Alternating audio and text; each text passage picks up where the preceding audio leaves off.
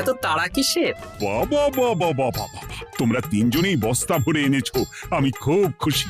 আমার কথা শুনে কাজ করেছো, তোমরা তিনজনেই বিজয়ী। এবার বাড়ি যাও, যাও। গোপাল কি করে বিজয়ী হয় মহারাজ? এই বস্তা ভরে নিয়ে আসাতেও তো ওর ফাঁকিবাজি ধরা পড়ছে। কিসের ফাঁকিবাজি? এই যে দুটো লোক তোমার হয়ে বস্তা বয়ে আনলো, সে তো মহারাজ সহ আমরা সবাই দেখতেই পেলাম। তা তো ঠিক, গোপাল নিজে হাতে বস্তা ভরে আনেনি। মহারাজ বস্তা ভরে আনতে বলেছেন, আমি এনেছি, এখানেই কথা শেষ।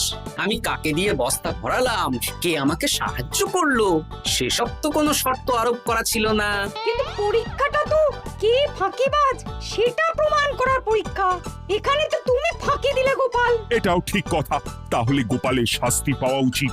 মহারাজ, আপনার শর্ত ছিল সেই ফাঁকিবাজ বলে প্রমাণিত হবে যে বস্তা খালি আনবে। এইখানে আপনি একটা ছোট্ট ভুল করেছেন মহারাজ। বস্তায়